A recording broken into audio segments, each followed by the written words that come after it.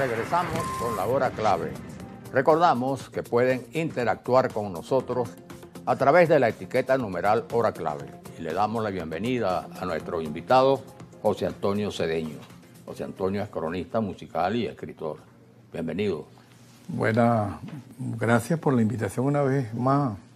Bueno, José Antonio, siempre tenemos un placer contar contigo y además nos trae siempre buenas noticias, ¿no? Sí, en esta oportunidad, bueno, hemos logrado... José Antonio, junto con Oscar Bataglini Zuniaga, acaban de publicar el libro El merengue rucaneado.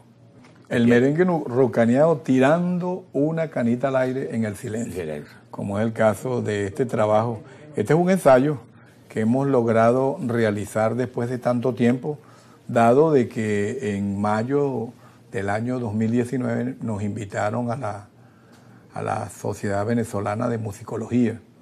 Y bueno, allí se hizo una mesa redonda justamente para hablar del merengue, un género musical caraqueño que está prácticamente desaparecido, y fueron 5 charlas que se dieron, o ponencias allí.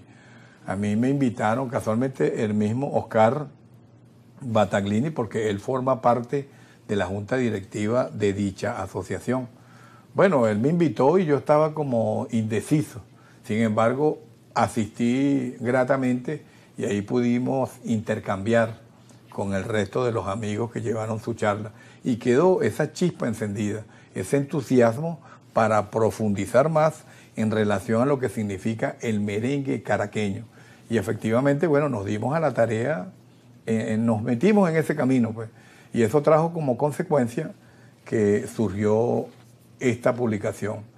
Es un ensayo que tiene una mirada en el contexto histórico de la década del 20 y de los años 30, para saber aquel sitio que se denominó el silencio y que hoy en día, por supuesto, existe como la reurbanización del silencio, y allí se daban una cantidad de situaciones que era el caldo de cultivo para lo que se conoció posteriormente como el merengue rucaneado. Ahora, sin duda alguna, pues el merengue tiene muchas expresiones, ¿no? En el Caribe, en Venezuela también, el merengue caraqueño.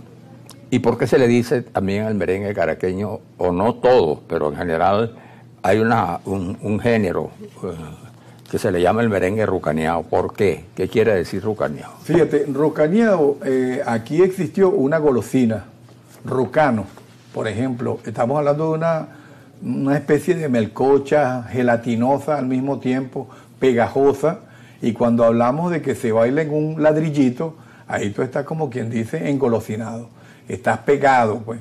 Y este merengue, que por supuesto fue cuestionado en su momento y que fue asumido por los sectores populares, porque inicialmente el merengue lo bailaba la alta aristocracia, y era un merengue fundamentalmente instrumental, no tenía letra.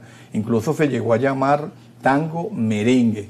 Pero en el caso de los sectores populares, cuando es asumido, ahí aparecen una cantidad de letras que le iban colocando. Y ese merengue, bueno, entraba al silencio y también venía de otros lugares al silencio. Es decir, se producía como vamos a darle ese nombre, como una exportación.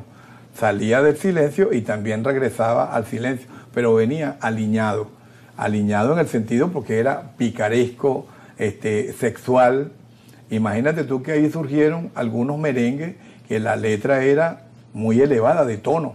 Allí, por ejemplo, en esa zona del silencio, estamos hablando donde hoy en día la gente saca la cédula, donde están las torres del centro Simón Bolívar, donde está la Plaza Caracas, donde existió aquello que se llamó el Molino Rojo. Imagínate, por ejemplo, el silencio tenía 331 casas y habían mujeres que tenían nombres y se hicieron muy populares. Por ejemplo, una llamada Titina, a esa le hicieron su merengue.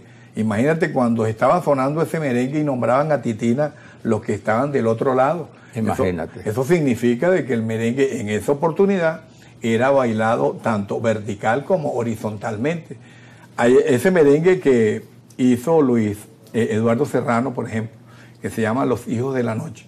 Y el lugar del silencio era como una especie de encrucijada, porque está muy cerca la parroquia San Juan. Y la parroquia San Juan siempre fue considerada como una parroquia de entrada y de salida. De hecho, en la avenida San Martín hay una esquina que se llama Alcabala, Ahí funcionó casualmente una alcabala. Ahí llegaban gente del centro del país, Maracay, Valencia, los que venían del occidente, pero también hay que tomar en consideración de que estaba el puerto, en Puerto Cabello. Entonces venían gente de estas islas y aterrizaban en el Silencio. Del Silencio, ¿cuáles eran los barrios más cercanos en ese momento? El Guarataro. Ahí se alojaba cualquier cantidad, inclusive delincuentes, peligrosos. Y ese caldo de cultivo fue alimentando justamente lo que se conoció posteriormente como el merengue rucaneado.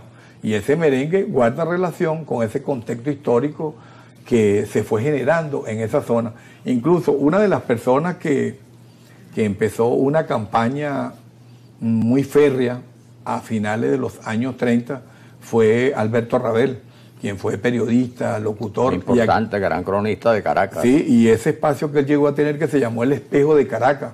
Espejo de la ciudad. El Espejo de la ciudad, sí. Allí él se daba la tarea justamente de denunciar la situación que ocurría en el Silencio, a tal punto que él se ponía su braga, su overol, y se iba a realizar limpieza con la gente. Y eso surge a raíz de un escrito que él hizo, conocido como Las Escaleras del Calvario. Y por supuesto, cuando llega Isaías Medina Angarita, tomó en consideración eso y después, bueno, comenzó lo que se llamó la reurbanización. Pero fíjate que esa reurbanización trajo como consecuencia que la gente que estaba aglutinada en esos sectores, sobre todo las mujeres que trabajaban allí, empezaron a emigrar. Y en el mismo Silencio, inclusive, la gente solía colocar un cartelito que decía Ojo Pelado, casa de familia. Este mismo cartelito llegó a Catia. En Catia la gente también, Ojo Pelado, casa de familia. Ahora, en esa época ya, cuando se consagra, digamos, el merengue caraqueño, el merengue rucaneado, que se considera rucaneado también por una forma de bailar, ¿no? Las parejas. Sí. Ahora, ¿qué nombres suenan? ¿Qué grupos musicales? ¿Qué cantantes? ¿Cómo se ubicaría desde el punto de vista de los artistas, de los grupos, los principales intérpretes, protagonistas de esa época? Bueno, en primer lugar, hay que tomar en consideración que para esa época no existían sellos disqueros que lograran grabar lo que ahí se estaba generando. Para esa época ya la radio en Venezuela tenía cierta consolidación y se hacían programas en vivo, pero estas agrupaciones no iban porque era un merengue realmente muy subido de tono. Sin embargo, existieron agrupaciones como es el caso de Los Criollos, que lograron capturar y recopilar una cantidad de merengues, por supuesto, y ya tenían otro tono. No se expresaban igual que los merengues que se bailaban en el Silencio. Pero fíjate, quien rescata el merengue, ese merengue, y por supuesto lo viste de frac y de levita, es Luis Alfonso Larraín, este músico que tenemos acá. Fíjate que el 31 de diciembre de 1939, él presenta el primer merengue y nota el nombre, Métele Diancho. Ese es el título de ese primer merengue que él da a conocer ese 31 de diciembre de 1939. Y por supuesto, la gente que estaba aglutinada en la Casa Amarilla vio la cuestión así como con recelo, porque sabían cuál es el origen, de dónde venía ese merengue. Pero cuando él lo presenta también en la taberna del Majesty, y la actitud fue casi la misma, pero la picardía fue imperando, a tal punto que cuando a Luis Alfonso se iba a presentar, llegaban algunos señores, se le acercaban y le preguntaban, ¿no tiene por ahí esos merenguitos? Ellos sabían a qué se estaban refiriendo y por supuesto él sabía también. Y empezaron a surgir una cantidad de merengue picaresco que tenían doble sentido, pero la sociedad lo fue asumiendo. Por ejemplo, esta publicación tiene una particularidad. Acá le hemos incorporado un código QR con la intención de que la persona que adquiera la publicación escanea ese código QR y ahí se va a conseguir con 12 merengues caraqueños que forman parte de esta colección que tenemos acá. Seleccionamos una cantidad de merengue y están allí, de tal manera de que la gente tenga la posibilidad de reencontrarse con ese merengue que está, pudiéramos decir, casi perdido, ¿no? Está Lavillo, inclusive también. Ahí hay un merengue de la autoría de Luis Alfonso que se llama El Morrocoy. Cuando la gente lo escuche, va a notar que ahí hay una picardía. Bueno, estamos ya, el tiempo avanza. ¿Cómo dirías tú de las figuras? Se habla mucho también de ese gran cantante venezolano, Lorenzo Herrera, ¿no? Lorenzo Herrera fue un venezolano que se va a Estados Unidos y él logró resaltar la música nuestra. Lorenzo Herrera es aquella persona que enamora a Luis Fragachán, le escribe y le dice que vaya a Nueva York, y efectivamente Luis Fragachán se va a Nueva York, pero regresa y nota que lo que le pintó Lorenzo Herrera no era lo mismo. Es cuando él hace esta guasa tan sabrosa que se titula El Norte es una quimera. Y ese tema casualmente lo va a encontrar la gente cuando escanee el código QR, interpretado justamente por esta agrupación musical venezolana conocida como Los Criollos. La gente, por ejemplo, nos puede seguir a través de @Quibó, que es la editorial que nos apoyó para realizar este trabajo. Luego también hay algunos grupos, ¿no?, que se conocen mucho. Sí. El caso, por ejemplo, de Los Cañoneros, Los Antaños del Estadio. Pero fíjate, ahí quiero aclarar algo, ¿no? El merengue no es música cañonera. Los Cañoneros fueron aquellos grupos que se daban a la tarea de llegar de una manera improvisada. Uno de los músicos famosos de esa época fue José Isabel García, que él manejaba inclusive nombres de personas que cumplían años. Entonces se hizo muy popular el merengue, ese merengue picaresco, y se lo pedían. ¿No tiene por ahí esos merenguitos? Ellos se vieron obligados a incluir ese merengue en su repertorio, pero el merengue no es música cañonera. Y por supuesto ahí surgieron una cantidad de merengue, por ejemplo el catre, y el catre tiene su picardía, porque los músicos hacían, fíjate que dice el catre yo no lo vendo porque en ese duermo yo, y algunos músicos atrás hacían una pregunta, ¿y el catre? Y ya sabíamos lo que respondía, porque no solamente era para dormir.